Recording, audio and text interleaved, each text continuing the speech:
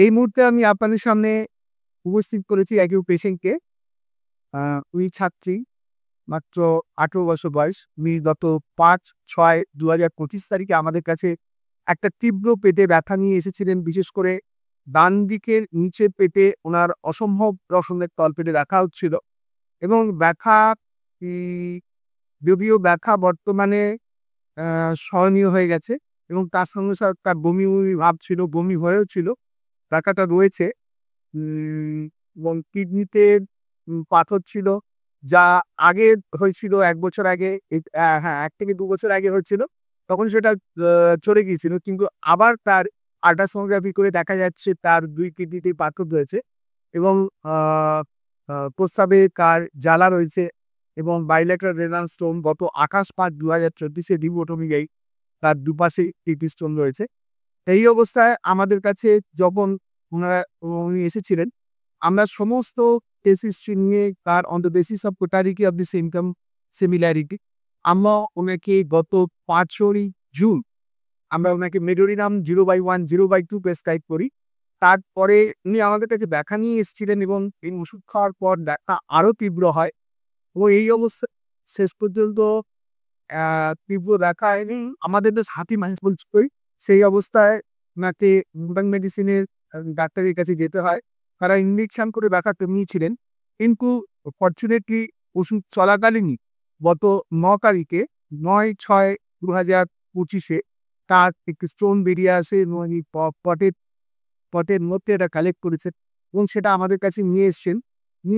আমি পেশেন্টকে দেখাতে অনুরোধ করব যে আ স্টোনটা একটু আমার অ্যাসিস্ট্যান্টকে বলব স্টোনটা একটু ওনার হাতে দেওয়া হোক এবং উনি আমাদেরকে দেখান যে কোন স্টোনটা ওনার হয়েছে। একটু ওগরটা একটু তুলে ধরুন। ভালো করে ক্যামেরাটা ফোকাস করা হোক এবং এখানে স্টোনটা ভালো করে দেখা যাচ্ছে এবং ওনার আ হাতের উপরে ওটা রয়েছে এবং ভালো করে ক্যামেরাটা ফোকাস করালো স্টোনটার উপরে। হ্যাঁ, একটু একটু ভালো করে স্থির করে হাতটা ঘোরা হোক। হ্যাঁ, ঠিক আছে, ঠিক আছে। হ্যাঁ, ঠিক আছে। আমরা পরবর্তীতে আ আবার আমরা দেখাবো ফলো-আপ এ। আমরা আজকে উনাকে আল্ট্রাসোনোগ্রাফি করতে দিয়েছি আবার। তো সেই আল্ট্রাসোনোগ্রাফিটা আশা করছি ১ সপ্তাহের মধ্যে আমাদের কাছে চলে আসবে। আমরা কনফার্ম করতে পারবো এক্সাক্টলি কোন সাইডে স্টোনটা চলে গেছে। আর আমি পেশেন্টকে বলব যে আপনি কি নিয়ে এসেছিলেন এবং তারপর চিকিৎসার পর আপনি এখন কেমন আছেন? আ উনি একটু ছোট্ট করে আমাদের সামনে বলছে। বলুন।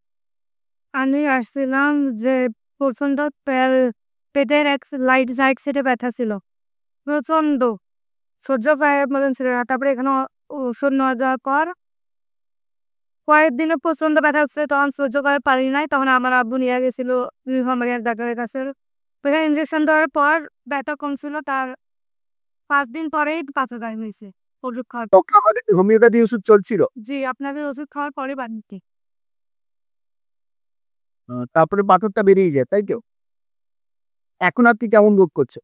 তারপর আলহামদুলিল্লাহ ভালো, ব্যথা কমে গেছে। এখন উনার ব্যথা কমে গেছে আগের থেকে ভালো। কিন্তু কনফার্মেশন এর জন্য আমরা আবার উনাকে একটা আল্ট্রাসোনোগ্রাফি করতে দিয়েছি।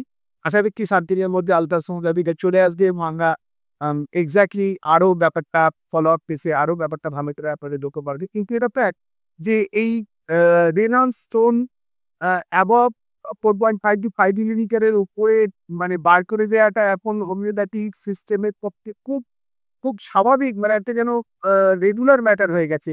সব ডাক্তাররাই তাদের নিজের, নিজের জায়গায় এবং আমাদের এখানে আমরা এতগুলো কেসের নাম্বারলেস তাই। আমাদের এখানে আমরা আমাদের এসি করলেই দেখতে পাচ্ছি ঠিক মতো যে সিলেকশন হয়। একদম ইনস্ট্যান্ট ইয়েগুলো দেখুন এখানে এই কেসে মাত্র ৫ দিন থেকে ৬ দিনের মধ্যে ৫ দিনের মধ্যে বোধহয় খুব সম্ভবত আমরা ৫ এ দিয়েছিলাম। ৪ দিনের মধ্যে স্টোনটা বেরিয়ে চলে এসেছে। যদিও তার সিভিয়ার পেইন ছিল সেই সময়। এনিওয়ে এইভাবে যদি মানুষের উপকার হয় অবশ্যই এটা খুবই ভালো হবো। আ আগামী দিনে আমরা আরো চাইবো যে এরকম হোক। আমি পেশেন্টকে খুবই আমাদের পক্ষ থেকে আন্তরিক অভিনন্দন জানাবো যে আম যে হোমিওপ্যাথি উন্নতির স্বার্থে হোমিওপ্যাথির চিকিৎসা আরো বেশি যাতে ছড়িয়ে পড়ে সেজন্য হোমিওপ্যাথি ওষুধের কার্যকারিতা সকলের সামনে উনি ব্যক্ত করেছেন পরিষ্কার করে। এর জন্য ওনাকে আমাদের পক্ষ থেকে ধন্যবাদ।